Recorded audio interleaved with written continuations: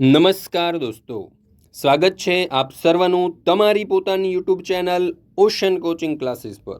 મિત્રો, પ્રથમ સત્રાંત પરીક્ષા 2023 માટે ધોરણ 8ના સામાજિક વિજ્ઞાન વિષયનું જે બ્લુ પ્રિન્ટ પ્રમાણેનું મોસ્ટ આઈએમપી પ્રશ્નપત્ર છે તેનું સંપૂર્ણ સોલ્યુશન આપણે આ વિડીયોની અંદર જોવાના છે।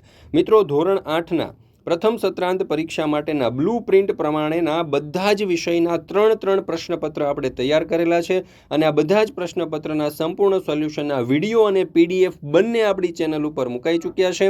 આ પીડીએફ પ્રાપ્ત કરવા માટે થઈ એની લિંક તમને નીચે ડિસ્ક્રિપ્શન બોક્સમાં આપેલી છે અને વોટ્સઅપમાં પ્રાપ્ત કરવા માંગતા હોય પીડીએફ તો નંબર પણ તમને વોટ્સઅપ નંબર નીચે ડિસ્ક્રિપ્શન બોક્સમાં આપેલો છે, તેનો કોન્ટેક્ટ કરી અને તમે આ પીડીએફ છે તે મેળવી શકો છો। બધા જ વિષયના મિત્રો, ધોરણ 8ના બધા જ વિષયના બ્લુ પ્રિન્ટ પ્રમાણેના મોસ્ટ આઈએમપી પ્રશ્નપત્રો તૈયાર કરેલા છે, જેમાંથી પરીક્ષામાં પૂછાવાની પૂરેપૂરી શક્યતા છે।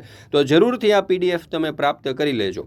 તો ધોરણ 8નું 28/10/2023ના રોજ શનિવારના રોજ જે સામાજિક વિજ્ઞાનનું પ્રશ્નપત્ર છે તેનું બ્લુ પ્રિન્ટ આધારેનું મોસ્ટ આઈએમપી પ્રશ્નપત્ર છે। કુલ 80 ગુણનું પ્રશ્નપત્ર છે। સમય છે સવારે 8 થી 11નો। ચાલો તો જોઈએ આ સંપૂર્ણ સોલ્યુશન।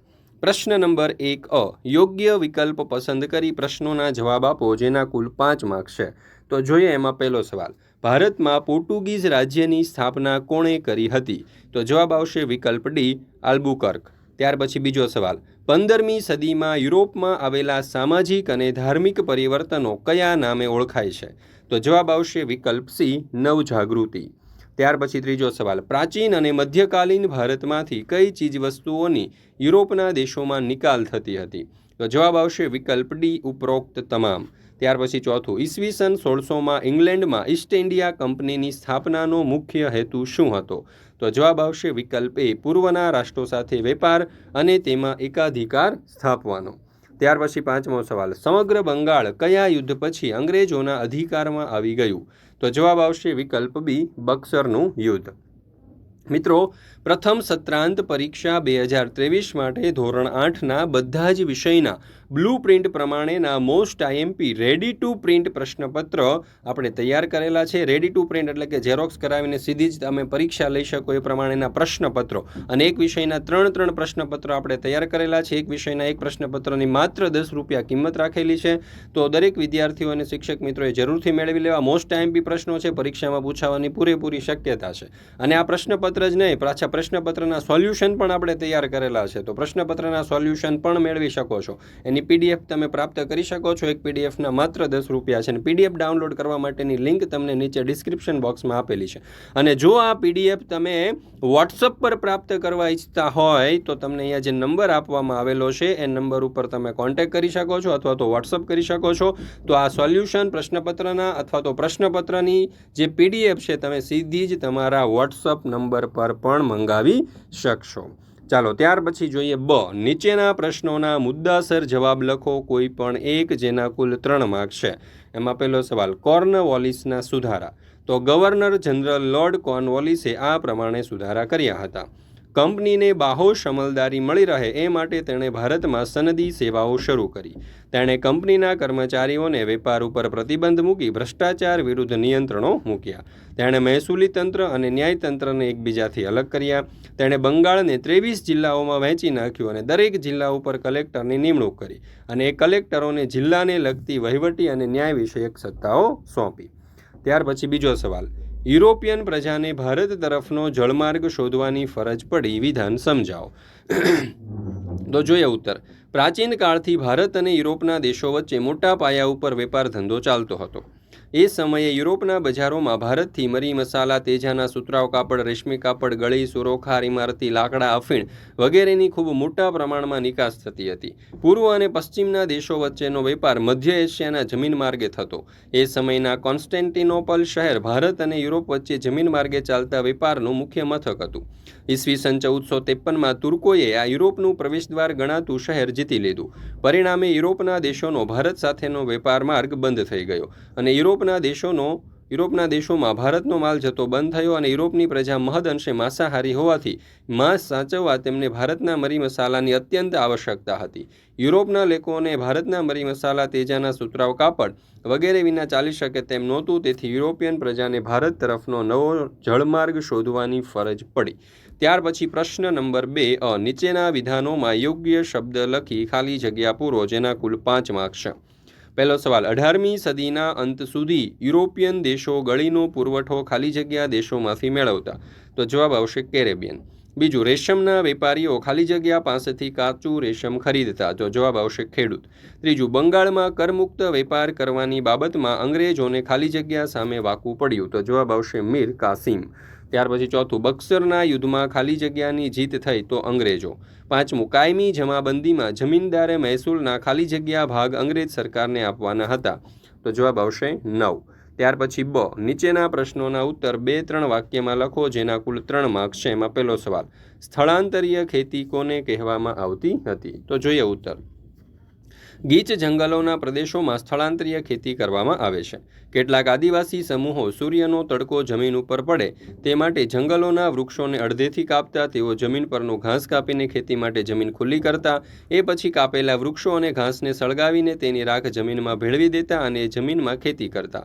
રાખમાં પોટાશનું તત્વ હોવાથી જમીન ફળદ્રુપ બનતી. એક વખત ઉત્પાદન લીધા પછી જમીનની ફળદ્રુપતા ઘટતા તેઓ તે વિસ્તાર છોડી અને બીજા વિસ્તારમાં સ્થળાંતર કરતા. એ જ પદ્ધતિથી તેઓ ત્યાં ખેતી.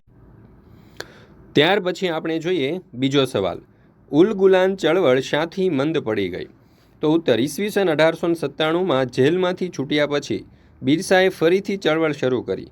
તેમણે દીકુઓ અને અંગ્રેજો સામે સફેદ ધ્વજનું બિરસા રાજ સ્થાપવા ચળવળને વેગવંતી બનાવી. પરંતુ ઈસવીસન 1900માં બિરસાનું અવસાન થવાથી તેની આજે ઉલગુલાન ચળવળ છે તે મંદ પડી ગઈ. ત્યાર પછી જોઈએ પ્રશ્ન નંબર 3, યોગ્ય જોડકા જોડો, જેના કુલ 4 માર્ક્સ છે.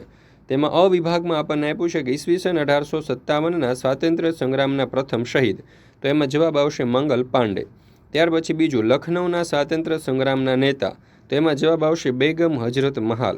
ત્રીજું, બિહારના સ્વાતંત્ર્ય સંગ્રામના નેતા. તો જવાબ આવશે કુંવરસિંહ. અને ચોથું, કાનપુરના સ્વાતંત્ર્ય સંગ્રામના નેતા. તો એમાં જવાબ આવશે નાના સાહેબ પેશવા. ત્યાર પછી નીચેના પ્રશ્નોના ઉત્તર 1-2 વાક્યમાં લખો, જેના કુલ 4 માર્ક્સ છે. એમાં પહેલો સવાલ, અંગ્રેજોએ કેવી રીતે સંપૂર્ણ ભારત ઉપર પોતાની રાજકીય સત્તા સ્થાપી દીધી? તો ઉત્તર, અંગ્રેજોએ મૈસૂરના ટીપુ સુલતાનને, ડચ અને ફ્રેન્ચ કંપનીઓને તેમજ અવધના નવાબ, હૈદરાબાદના નિઝામ, મુગલ બાદશાહ, બંગાળના નવાબ, તાંજોરના રાજા અને મરાઠાઓને એક પછી એક હરાવીને ઈસવીસન 1818 સુધીમાં સંપૂર્ણ ભારત ઉપર પોતાની રાજકીય સત્તા સ્થાપી દીધી. ત્યાર પછી બીજો સવાલ, ઈસવીસન 1857ના સંગ્રામમાં કારીગરોએ શા માટે ભાગ લીધો?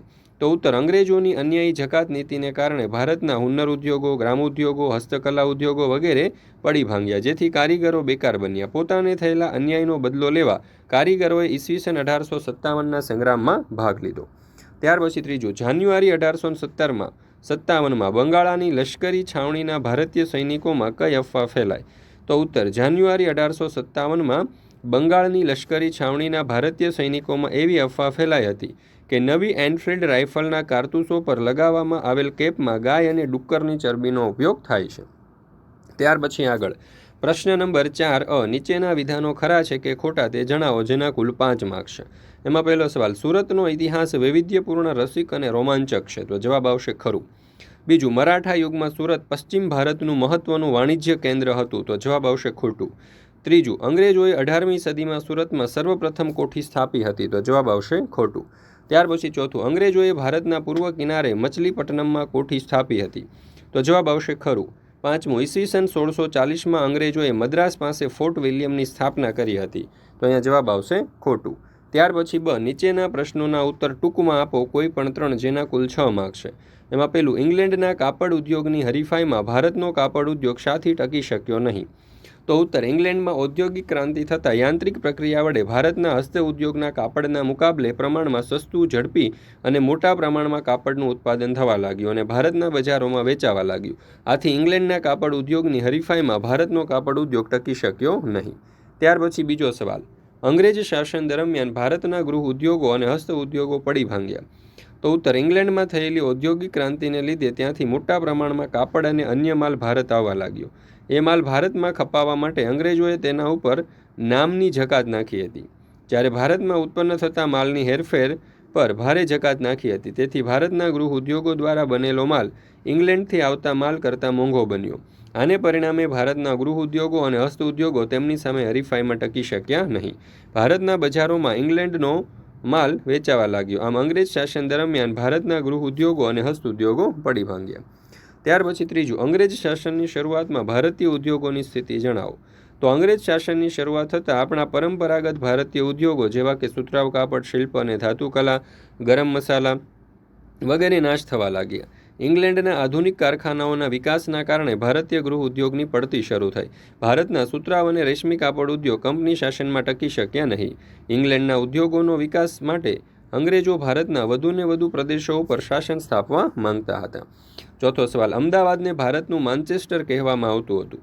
તો ગ્રેટ બ્રિટનના માન્ચેસ્ટર શહેરના કાપડના ધમધમતા ઉદ્યોગની જેમ અમદાવાદમાં પણ કાપડનો ઉદ્યોગ ખૂબ મોટા પાયે વિકસ્યો હતો. એ સમયે અમદાવાદમાં કાપડની 106 જેટલી મિલો હતી. તેથી અમદાવાદને ભારતનું માન્ચેસ્ટર કહેવામાં આવતું હતું. ત્યાર પછી પ્રશ્ન નંબર 5, નીચે આપેલા સંસાધનોનું વર્ગીકરણ કરો જેના કુલ 6 માર્ક છે. તો અહીંયા તમે જોઈ શકો છો કાઉન્સની અંદર આપણને કેટલાક સંસાધનો આપ્યા છે. એમાં ક્ષયશીલ સંસાધન અને અક્ષયશીલ સંસાધન. તો ક્ષયશીલ સંસાધનમાં આવશે અણુ ઉર્જા અને અશ્મિભૂત બળતણ. અક્ષયશીલ સંસાધનમાં આવશે જૈવ ઇંધણ અને સૌર ઉર્જા. ત્યાર પછી આગળ સામાન્ય સુલભ સંસાધનમાં આવશે જળ અને ગોચર ભૂમિ. વિરલ સંસાધનમાં આવશે કુદરતી વાયુ અને કોલસો. ત્યાર પછી પ્રશ્ન નંબર 6, ટૂંક નોંધ લખો કોઈ પણ એક જેના કુલ 3 માર્ક છે. એમાં ખનિજ સંસાધનના ઉપાયો. તો ખનિજ સંરક્ષણ માટેના મુખ્ય ઉપાયો નીચે પ્રમાણે છે. પહેલું, ખનિજોના નિર્માણ અને તેના સંગ્રહમાં હજારો વર્ષ લાગે છે. તેથી ખનિજોનો અનુમાનિત જથ્થો નિશ્ચિત કરીને તેનો આયોજનપૂર્વક ઉપયોગ કરવો જોઈએ. દાખલા તરીકે કોલસો અને પેટ્રોલિયમ એ બિન નવીનીકરણીય સંસાધનો છે. આ સંસાધનોના માનવીય વપરાશના દરની તુલનામાં નિર્માણનો દર ખૂબ જ ધીમો છે. તેથી ખનિજોના ખોદકામની પ્રક્રિયા નિયંત્રિત કરવી જરૂરી છે. વપરાઈ ગયેલા લોખંડ, તાંબુ, એલ્યુમિનિયમ અને કલાઈના ભંગારમાંથી નવેસરથી આ ધાતુઓ મેળવી શકાય છે. તેથી તેમને ફરીથી ઉપયોગમાં લેવી જોઈએ. આ પ્રક્રિયાને ધાતુઓનું રિસાયકલિંગ કહેવામાં આવે છે. ઓછા પ્રમાણમાં મળતા કે ખલાસ થવાની અણી ઉપર હોય તેવા ખનિજોના વિકલ્પો શોધવા જોઈએ, જેથી આવા ખનિજોને લાંબા સમય સુધી બચાવી શકાય. ઉદાહરણ તરીકે વિદ્યુતને સ્થાને સૌર વિદ્યુત, તાંબાના સ્થાને એલ્યુમિનિયમનો, પેટ્રોલને બદલે CNGનો ઉપયોગ કરવો જોઈએ. જળ વિદ્યુત, સૌર ઉર્જા, પવન ઉર્જા, બાયોગેસ, ભરતી ઉર્જા, ભૂતાપીય ઉર્જા વગેરે બિનપરંપરાગત શક્તિ સંસાધનોનો ઉપયોગ વધારવો જોઈએ. પર્યાવરણની ગુણવત્તા જાળવી રાખીને ભવિષ્યની પેઢીને શુદ્ધ પર્યાવરણનો લાભ આપવો. આ માટે પ્રદૂષણ મુક્ત પર્યાવરણ જાળવવાના પ્રયત્ન કરવા જોઈએ. ઉર્જા સંસાધનો ખૂબ જ મૂલ્યવાન છે. ખનિજો નાશવંત છે. તેમનું નવીનીકરણ થઈ શકતું નથી. વળું તેમનો જથ્થો મર્યાદિત છે. તેથી તેમનો બહુ વિવેકપૂર્ણ અને કરકસરભર્યો ઉપયોગ આપણે કરવો જોઈએ. ઉર્જાનો વ્યય આગામી દિવસોમાં મોટી કટોકટી નોતરે તે પહેલાં આપણે જાગૃત બનીને તેના સંરક્ષણ માટે કટિબદ્ધ બનવું જોઈએ. ખાસ જરૂરી અને અનિવાર્ય હોય તેવા કામો માટે જ ખનિજો વાપરવા જોઈએ. ખનિજોનું સંરક્ષણ એક પ્રકારની બચત છે. એ ખ્યાલ સ્વીકારીને આપણે ખનિજ સંસાધનોનું સંરક્ષણ કરવું જોઈએ.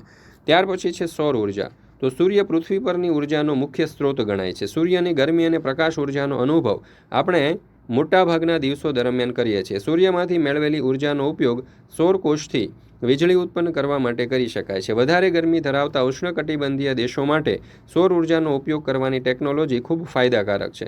સૌર ઉર્જાનો ઉપયોગ સોલર વોટર હીટર એટલે કે પાણી ગરમ કરવા, સોલર કુકર એટલે કે રસોઈ કરવા, સોલર ડ્રાયર્સ એટલે કે કપડાં સૂકવવા, તેમજ જાહેર સ્થળોએ રાત્રિ પ્રકાશ માટે અને ટ્રાફિકના સંકેતોને પ્રકાશિત કરવા માટે થાય છે. સૌર ઉર્જા એ અખૂટ અને પ્રદૂષણહીન છે.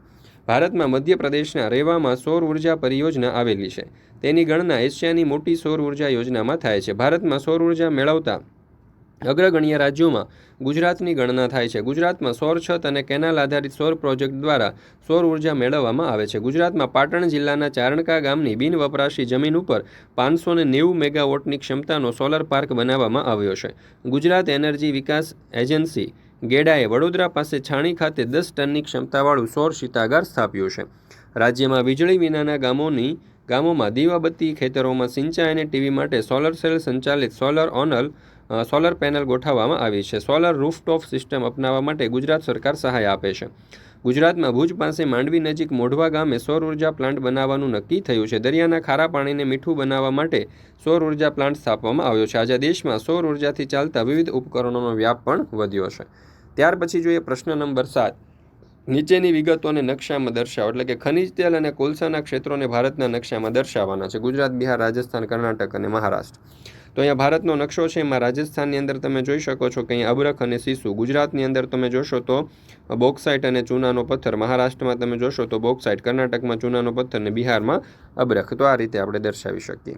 ત્યાર પછી આગળ નીચેનામાંથી બંધ બેસતી જોડી બનાવો. એમાં ધાતુમય ખનિજ તો એમાં આવશે તાંબુ. અધાતુમય ખનિજ તો કોલસો, કોલસાનો અગ્રણીય ઉત્પાદક દેશ તો USA, ખનિજ તેલનો મુખ્ય ઉત્પાદક દેશ તો આવશે ઈરાક, અને સૌથી મોટું તેલ ક્ષેત્ર તો એમાં જવાબ આવશે અંકલેશ્વર. ત્યાર પછી આપણે જોઈએ પ્રશ્ન નંબર 8. અહીંયા કહ્યું છે કે નીચે આપેલા પ્રશ્નોના જવાબ 1-2 વાક્યમાં લખો. એમાં પેલું, કૃષિને અસર કરી રહેલા પરિબળો જણાવો. તો કૃષિને અસર કરતા પરિબળો આ પ્રમાણે છે. પેલું છે એમાં સુધારેલા બિયારણો, જંતુનાશકો, સિંચાઈની ઉન્નત સગવડો, ટપક સિંચાઈ પદ્ધતિ, ફુવારા પિયત પદ્ધતિ, ખાતરો અને કૃષિ યંત્રો વગેરે. ત્યાર પછી બીજો સવાલ, ગુજરાતમાં મુખ્ય કયા કયા પાકો થાય છે? તો ગુજરાતમાં થતા મુખ્ય પાકોમાં બાજરી, ઘઉં, ડાંગર, જુવાર, મગફળી, કપાસ, શેરડી, તમાકુ વગેરે. કેરી, કેળા, ચીકુ, પપૈયા, દ્રાક્ષ, સ્ટ્રોબેરી, નારિયેળી વગેરે ફળો. ચણા, મગ, મઠ, અડદ, તુવેર વગેરે કઠોળ, તેમજ મરચાં, જીરું, વરિયાળી, ઈસબગુલ, રાઈ વગેરે મસાલા. ત્રીજું, કૃષિના પ્રકારો કયા કયા છે? તો કૃષિના પ્રકારોમાં આવશે જીવન નિર્વાહ ખેતી, સ્થળાંતરિત ખેતી, સઘન ખેતી, સૂકી ખેતી, આદ્ર ખેતી અને બાગાયતી ખેતી. ચોથો સવાલ, જમીનના પ્રકાર કેટલા છે, કયા કયા? તો જમીનના 8 પ્રકાર છે. કાપની જમીન, રાતી જમીન, કાળી જમીન, પડખાવ કે લેટેરાઇટ, રણ પ્રકારની, પર્વતીય, જંગલ પ્રકારની અને દલદલ કે પીટ પ્રકારની જમીન. ત્યાર પછી પ્રશ્ન નંબર 9 મને ઓળખો, જેના કુલ 4 માર્ક્સ છે. તો એમાં આપણે જોઈએ પેલું, મને ભારતના બંધારણનો ઘડવૈયો કહેવામાં આવે છે તો ડૉક્ટર આંબેડકર. બીજું, હું બંધારણ સભાનો પ્રમુખ અને ભારતનો પ્રથમ રાષ્ટ્રપતિ તો ડૉક્ટર રાજેન્દ્ર પ્રસાદ. ત્રીજું, બંધારણની શરૂઆતમાં જ હું દેખાવ તો આમુખ. અને ચોથું, હું સંવિધાન તરીકે પણ ઓળખાવું છું તો જવાબ આવશે બંધારણ. ત્યાર પછી નીચેના પ્રશ્નોના જવાબ ટૂંકમાં આપો. એમાં પહેલો સવાલ, ડૉક્ટર બાબા સાહેબને બંધારણના ઘડવૈયા કહેવામાં આવે છે તો જવાબ આવશે ડૉક્ટર બાબા સાહેબ આંબેડકર બંધારણના ખરડા સમિતિના અધ્યક્ષ હતા. બંધારણ નિર્માણની પ્રક્રિયામાં તેમના વિશેષ યોગદાનને કારણે તેઓને બંધારણના ઘડવૈયા તરીકે ઓળખવામાં આવે છે. બીજું, આમુખને બંધારણનો આત્મા કહે છે તો આમુખ એટલે પ્રસ્તાવના. ભારતના બંધારણના પ્રારંભ આમુખથી થાય છે. આમુખમાં આપણા દેશના વહીવટના પાયારૂપ સિદ્ધાંતો અને ધ્યેયોનો ઉલ્લેખ કરવામાં આવ્યો છે. આમુખમાં સમગ્ર બંધારણનું હાર્દ રજૂ થયેલું છે. આથી આમુખને બંધારણનો આત્મા કહે છે. પ્રજાની સત્તા એટલે પ્રજાસત્તાક રાષ્ટ્ર સમજાવો. તો ભારત પ્રજાસત્તાક લોકશાહી દેશ છે. ભારતમાં લોકોના હાથમાં સત્તા છે. લોકોએ ચૂંટેલા પ્રતિનિધિઓ જ દેશનો વહીવટ ચલાવે છે. પ્રજાસત્તાક લોકશાહી શાસન તંત્રમાં પંચાયતથી સંસદ સુધીના બધા જ હોદ્દાઓ ધર્મ, જાતિ કે સ્ત્રી પુરુષના ભેદભાવ વિના તમામ નાગરિકો માટે ખુલ્લા હોય છે. ત્યાર પછી પ્રશ્ન નંબર 10, વિચારીને 2-3 વાક્યમાં લખો, જેના કુલ 4 માર્ક્સ છે. એમાં પહેલો સવાલ, બંધારણ એ કોઈ પણ દેશનો મૂળભૂત દસ્તાવેજ છે. તો ઉત્તર, કોઈ પણ રાષ્ટ્રનું સંચાલન કે વહીવટ તે રાષ્ટ્રના બંધારણને ધ્યાનમાં રાખીને કરવામાં આવે છે. બંધારણને અનુસરીને જ સરકાર દેશનો વહીવટ ચલાવે છે. આથી બંધારણ એ કોઈ પણ દેશનો મૂળભૂત દસ્તાવેજ ગણાય છે. બીજું, હકો અને ફરજો એ સિક્કાની 2 બાજુ ગણાય. તો હક અને ફરજ એકબીજાની પૂરક છે. આપણે અમુક હકનો વિચાર કરીએ એટલે તેની સાથે સંકળાયેલી ફરજો પણ વિચારવી પડે. ફરજ વિનાનો કોઈ હક નથી અને હક ન હોય ત્યાં ફરજ પણ નથી હોતી. હક ભોગવવા માટે ફરજ અચૂક બજાવવી પડે છે. આથી કહી શકાય કે હક અને ફરજો સિક્કાની 2 બાજુ ગણાય. ત્યાર પછી પ્રશ્ન નંબર 11, એક જ શબ્દમાં જવાબ આપો. એમાં પહેલું, બજેટ સૌ પ્રથમ કયા ગૃહમાં રજૂ કરવામાં આવે છે? તો લોકસભા. બીજું, આપણા દેશનો સમગ્ર વહીવટ કોના નામે ચાલે છે? તો રાષ્ટ્રપતિ. ત્રીજું, રાજ્યસભાના સભાપતિ તરીકેની જવાબદારી કોણ નિભાવે છે? તો ઉપરાષ્ટ્રપતિ. અને દેશની સૌથી મોટી લોકશાહી સંસ્થા કઈ છે? તો જવાબ આવશે સંસદ. મિત્રો, પ્રથમ સત્રાંત પરીક્ષા 2023 માટે આપણે ધોરણ 8ના બધા જ વિષયના બ્લુ પ્રિન્ટ પ્રમાણેના most IMP ready to print પ્રશ્નપત્ર તૈયાર કરેલા છે.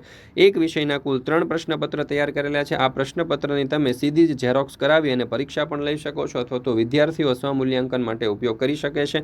એક વિષયના પ્રશ્નપત્રના કુલ 10 રૂપિયા ભાવ છે. અને આ તમામ પ્રશ્નપત્રના સોલ્યુશન પણ આપણે તૈયાર કરેલા છે. તો સોલ્યુશનની પણ તમે પીડીએફ મેળવી શકો છો. એક સોલ્યુશનના માત્ર 10 રૂપિયા છે. પીડીએફ ડાઉનલોડ કરવા માટેની લિંક તમને આ વિડીયોના ડિસ્ક્રિપ્શન બોક્સની અંદર મળી જશે. અને જો આ પ્રશ્નપત્ર અથવા એમના સોલ્યુશનની પીડીએફ તમે વોટ્સઅપ પર પ્રાપ્ત કરવા ઈચ્છતા હોય તો અહીંયા તમને જે નંબર આપવામાં આવેલો છે એ નંબર ઉપર તમે વોટ્સઅપ કરી શકો છો, કોન્ટેક્ટ કરી શકો છો અને આ તમામ સોલ્યુશનની જે પીડીએફો છે તે વોટ્સઅપમાં તમે મેળવી શકો છો. જરૂરથી આ તમામ પ્રશ્નપત્રો પ્રાપ્ત કરી લેજો. મોસ્ટ આઈએમપી પ્રશ્નપત્રો છે.